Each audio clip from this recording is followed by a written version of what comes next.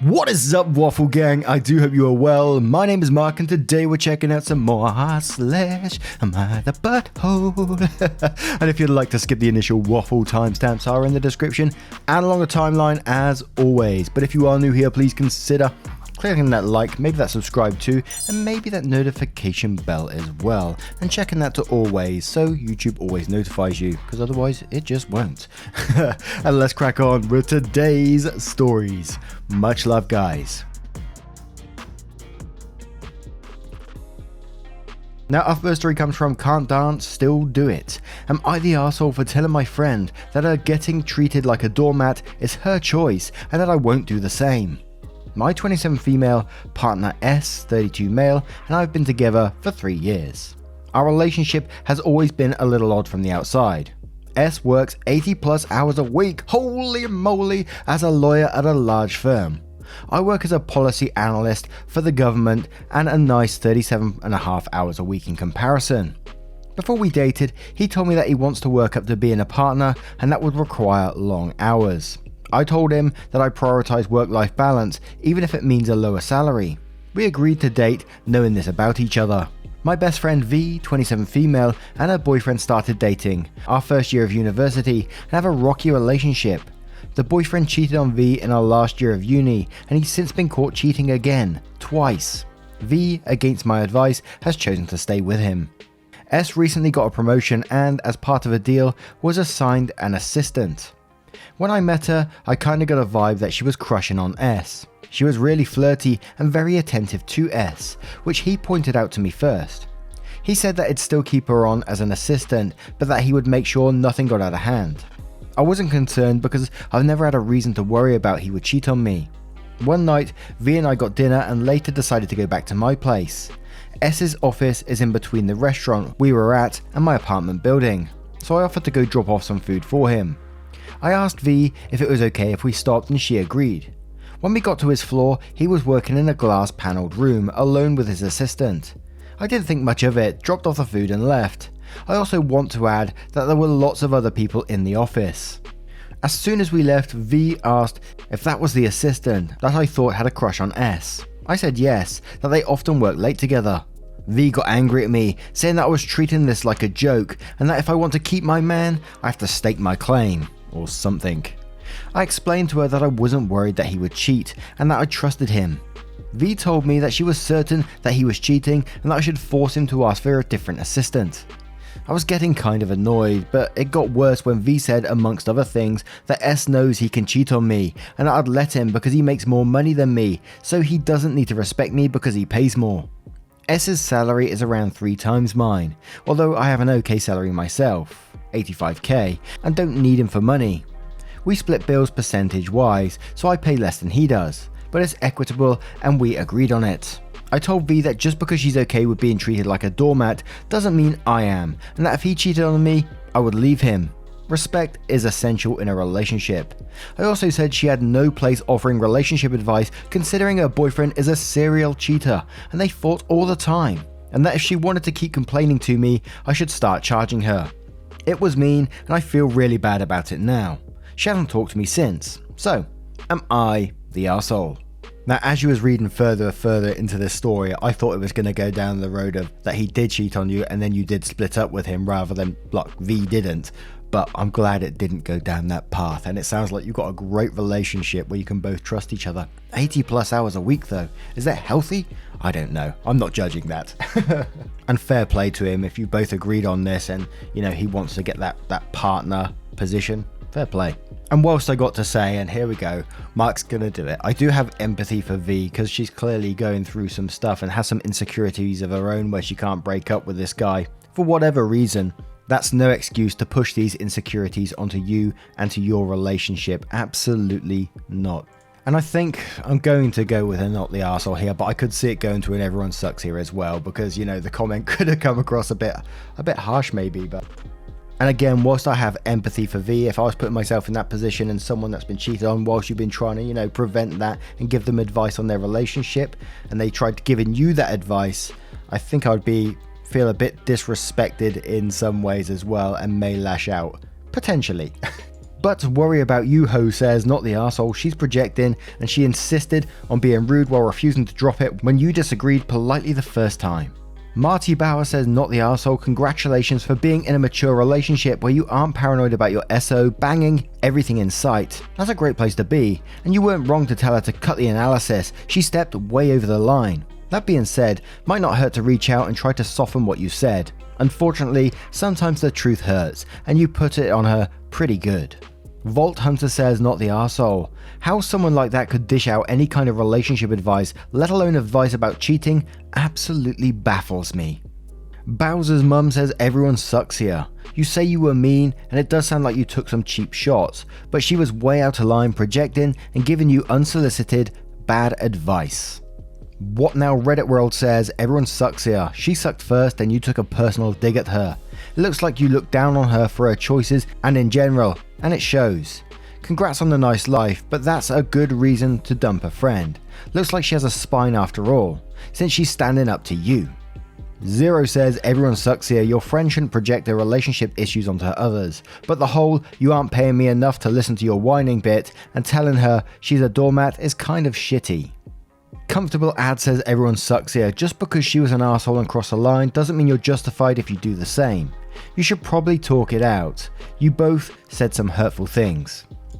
Now, what do you guys make of this one? Is it clear, not the arsehole, or everyone sucks here? What is your choice on the matter? What do you think? Or do you think it's a you're the arsehole? You're going completely the other way. Let me know your thoughts in the comments below, and we'll move on to the next story. Our next story comes from Negotiation Brief 9580. Am I the arsehole for digging my heels in with my fiance concerning surname? My fiance, 27 female and I, 30 male, are getting married next year. I've pretty much let her run the show when it comes to the wedding and reception. Her last name is from biological father, who left when she was 2. Her mother remarried, and she said for years she can't wait to get married to change it. For 6 years I've heard about what a piece of garbage this guy is. I'm the last male to carry my name. There are only 4 people with the name, so it's always been important to me to pass it on to my children. She wants to get married in the Catholic Church. I'm not Catholic, but it means a lot to her, so I'm in the process of converting. She wanted to be close to her mum and sister, so I left a job I loved, found a new job, and we moved 4 hours away from my family to be closer to them. Her sister is a recovering alcoholic, so we don't keep liquor in our apartment, despite that I like to have a beer after work. I've made many changes to accommodate her. She's acknowledged it, and I always respond that all I care about is passing my name on, and she responds with a number of days until our wedding. Shortly after we arrived, Biodad contacted her out of the blue. He heard from relatives she was getting married and decided it was the perfect time to reconnect. All of a sudden, I now hear what a wonderful guy Paul is, how hard he's trying, and how wonderful it is that he's back. Often, I get home from work and she's gone, only to arrive home past midnight after being out with Paul and her half-siblings. I hate that I don't see her as much, but I know how much it means to her to have a relationship with him. At the same time, after years of hearing her trash him, I'm not even allowed to think bad thoughts about him. She's planning on having him walk her down the aisle, which I don't think is appropriate, but it's her decision. This weekend was the bombshell. She told me her father brought up the importance of their name, and that she's deciding to keep it. This stung very badly. I replied that it was her choice. I just wanted to pass my name down. She smiled uncomfortably and informed me that she wanted the first boy to carry her name because it would mean so much to Daddy. I told her that is not happening. She suggested we hyphenate as a compromise. I told her there was no negotiation, that I had one thing that was important to me. I'd move heaven and earth to give her what she needed and everything else, but I wouldn't budge an inch on this. She told me I was being unreasonable. I responded that I've been in her life longer than he has and asked her who it was she was trying to start a life with, me or him. She started crying and accused me of being jealous of her relationship with her father. My parents and her mum and stepdad agree with me and think she's allowing Paul to influence her. Her sister thinks I was an ass for asking that question and refusing to compromise. All that was going through my head whilst I was reading this story is that there needs to be like some sort of pause or break on this wedding with this going on. It sounds like too much. Father appearing out the blue and thinks it's a great time to reconnect just because he's heard that she's getting married. Yes, I'm putting my hands up to my ears at the moment. And whilst I can partly understand that, she's probably got a lot of feelings going on herself, her father's been out the picture all this time and suddenly he turns up and he's a great guy, so she's got a lot of feelings going on about herself and how she wants to include him and be a part of her life once again, but it all feels like manipulation from the father to me. And it's one of the ones I don't really know where to go about the whole name thing. I mean, OP's compromised so much already, but is this a step too much? So we're going to turn to the comments to find a little bit of something first, I hope. With Spaghetti Hips Don't Lie, who says, not the arsehole. Not going to read other comments. Staying out till midnight with your mostly estranged father after years of hating him is also fucking weird. Lil Eve 77 says, you're not the arsehole, but unfortunately you can't force her to change her name. Use this as a time to evaluate your relationship. Perhaps couples counseling would be a good idea before saying your I do's. Good luck. Sinjuri says, not the arsehole. Seeing as you've bent over backwards and done your absolute best to give her everything she wants and hopes for, including converting, I don't think it's unreasonable at all for you to have one thing that you want and wish for. Relationships should be about compromising both ways, not only about one person giving in on everything. Perhaps she's too used to getting her way with you in the end. Hope it ends well for you. All the best. Outrageous says, this is a hard one because it's not just about a last name, it's about accommodation. You seem to be doing all of that and she isn't doing much, or even showing much awareness of your effort. See the red flags here? I get that she's been hurt by Paul and his magical reappearance here. Must be beyond a delight for her, but imposing that on you with a surname demand, in addition to all the other accommodations that have been going one way, seems a bridge too far. She needs to work through the abandonment by Paul and his sudden re-emergence in her life, in therapy. Not the altar, not the arsehole. 1-800 Turd Ferguson says, you are not the arsehole. Her idea of compromise is doing what she wants. You moved away from your family and a job you loved. You can't keep any alcohol in the house because of her alcoholic sibling. You seemingly can't disagree with her in any meaningful way. She can do what she wants when she wants and you can't argue with her. There are more red flags here than in Fenway Park. Your fiancé is irrational and inflexible. I think you need to put the engagement on hold or call it off and schedule an appointment with a counsellor. If she refuses to go, then there's your answer. And Throwaway Validation says, not the arsehole. You've already made a great deal of sacrifices for her. You had one thing that was important to you and she doesn't care. This is not an equal partnership. She doesn't care about your emotional needs, only hers, and you've been catering to hers at your own expense this whole time. If this is important to you, don't back down. Your feelings matter too. And with all that being said, the compromises OP makes, I don't think he's asked for much, especially when they've had the expectation all this time that their child will be named after them. I think it's a little bit of a low blow, so I am going to say not the arsehole on this one. But what are your thoughts on this? Let me know in the comments below and we'll move on to the next one. And our next story comes from Community399. Am I the arsehole for publicly telling my stepdad to fuck off after he complained about being excluded from the speech I wrote for my brother's funeral? My dad is an attention-seeking person. Did I say attention-seeking? As the saying goes, he is the bride/groom at every wedding and the corpse at every funeral.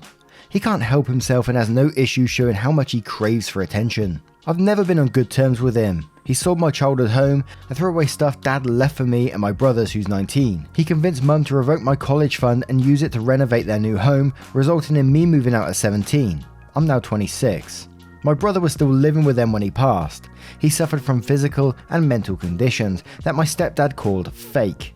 My brother was diagnosed with stomach illnesses that landed him in hospital a few times, but my stepdad insisted he was faking it to get attention, and so didn't help with money, so mum ended up selling jewelry to help my brother. Then he passed away 2 months later. The funeral was last week.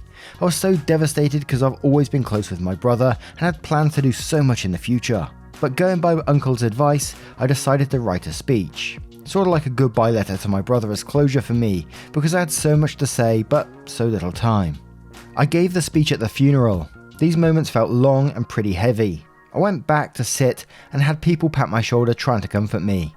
But my stepdad approached me and openly asked why I didn't mention him anywhere in my long, detailed speech.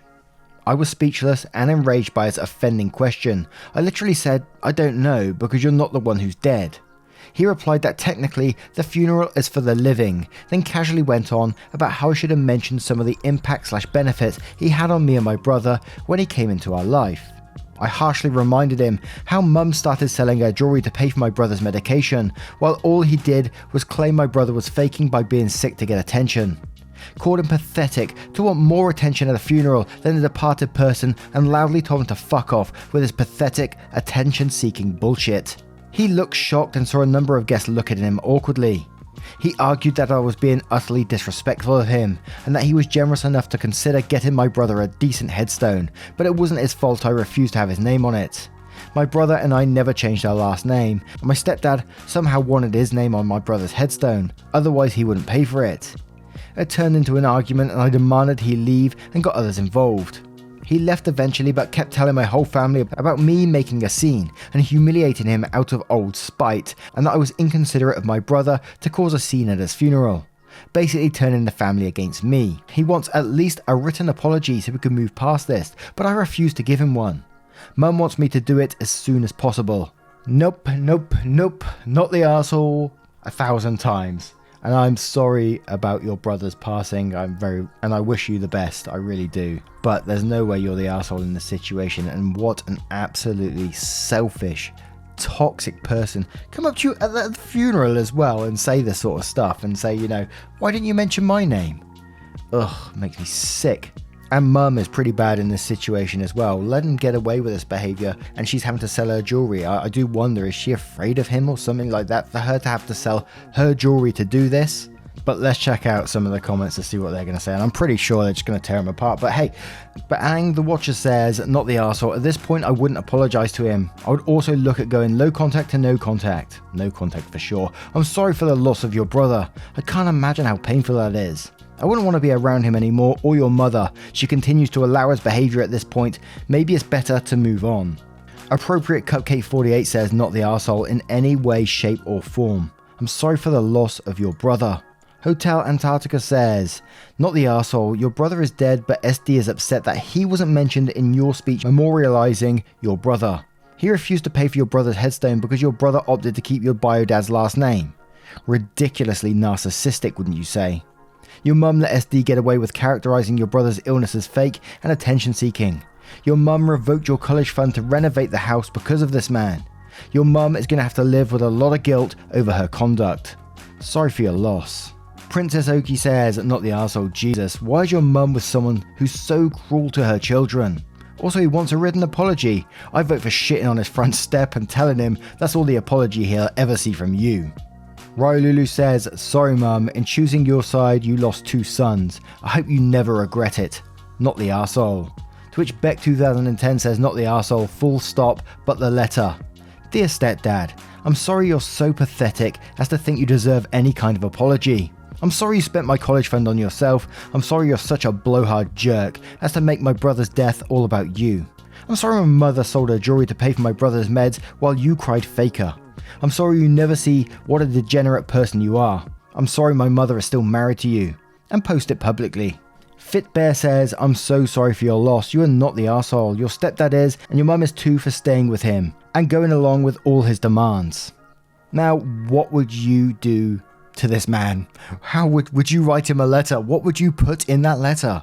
Let me know your thoughts in the comments below and we'll move on to another story. Brace yourself for this next one. It's from a throwaway account. Am I the arsehole for throwing out some of my girlfriend's shoes? I am 34 male, lost my apartment during COVID. My landlord went up on the rent and I couldn't afford it. My girlfriend, 27 female, told me I could move in with her, and I've been living here since October of last year. She has a house that her parents gave her as a graduation present. Now my girlfriend, who we're called Joy, owns a 2-bedroom, 2-bathroom house with plenty of space considering it's just her and a dog in the house. The master bedroom has a walk-in closet. This is important later. When I moved in, she told me I could keep my things in the closet in a spare room office workspace, not in the master bedroom. Now the closet in this room is very small and hardly holds all my clothes. I don't like having to fold up some of my things into the dresser because then I have to iron them in the morning before work or having to walk to the master bedroom to the small room for my stuff. I got a couple of things in the master bedroom but not much. 98% of the stuff in the closet are wedge shoes. As a kid, Joy wasn't much a girly girl and was a complete tomboy. Apparently after she told her mum she wanted a pair of wedges, her mum has bought her a pair for her birthday and Christmas every year. Joy owns like 56 pairs of wedges. Some she doesn't even wear much, as she told me. Some are still in the boxes. A couple of days ago, I decided to make some space for my stuff. I went through her closet and bagged up some of her clothes and shoes. I made sure to pick things that looked like they hadn't been worn in a long time. Most of the items were shoes. I took the bags down to a local second-hand store, oh god, and then went home to move my stuff into the closet. When Joy got home, I told her what I did and showed her how there was enough room for my stuff and hers. She went off on me, screaming at me and demanding I go and get her stuff. I told her I'm living here too, and it's only fair we share. She threatened to call the police on me, so I left and went to a friend's place while she cooled off. The next day I went to the second-hand store and got back her stuff. Thankfully they hadn't unpacked the bags yet. I took them over expecting her to be better behaved, more willing to talk and happy I got her stuff back. Instead, Joy went off on me again and told me to pack my stuff and leave. I tried to reason with her. In the end, I called a friend to come help me pack. Joy took my key off my chain and said we're over. I think she's being unreasonable because I have lived there too. I should have space in the closet as well. I tried to tell her, but she blocked me on everything. My friend said it was a dick move to take her stuff. Maybe I should have moved them to a smaller closet, but she doesn't wear all the shoes and doesn't need them. I doubt she would have noticed they were gone if I didn't tell her. They were just taking up space and I got them back, so no harm, no foul. Now it's one of the ones that I gotta come in and say, I hope this one's not real. It doesn't even sound like you're actually like officially living there, like she actually wants you living there full time. It sounds like she's just doing you a favor while she was going through some bad stuff. And suddenly you're in there thinking that you can demand space, chuck out her stuff, and that she has to listen to you. Oh, and let's not forget, my favourite, be better behaved. Ooh, dearie me. Yes, you're the arsehole. Of course you're going to be the arsehole. But always Angry Fox says, be better behaved and listen to you. So you think that just because you live with her that you're entitled to everything in the house, including her things. Do you pay rent, buy food, bills, or did you just move in and make yourself at home? Honestly, you saying you expected your now ex-girlfriend to be better behaved when you got back is a huge red flag, and I'm glad she dumped you. Honestly, she should have called the police on you. You're the arsehole. Dig a hole to poop in, great name, says, you're the arsehole, you're the colossal arsehole. I mean, I'm really struggling to believe this is real. Did you accidentally leave out the part where you and your girlfriend had a rational conversation about ways to make more room for your stuff? Did you not even show her the things you'd bagged up so she could go through them before you hauled them away? I'd say there's no way anyone in this is this obtuse, but sadly, I know better. And one more, because they all follow pretty much the same route. From Minera, who says, you're the arsehole, your friends are right, it's her apartment. She's paying, not you. It doesn't matter if you're living there too. She told you where you could put your stuff and you completely ignored this. Now, what would you do if your partner did this? Let me know your thoughts in the comments below and all your verdicts on today's stories. As always, I would love to hear them. A huge thank you from the bottom of my heart for being involved in today's stories, and I will see you cheeky so-and-so, in the next one. Take care, guys. Much love. I've been thinking that I can't let you go. Hey, can you wait a little while? While we're holding back, I don't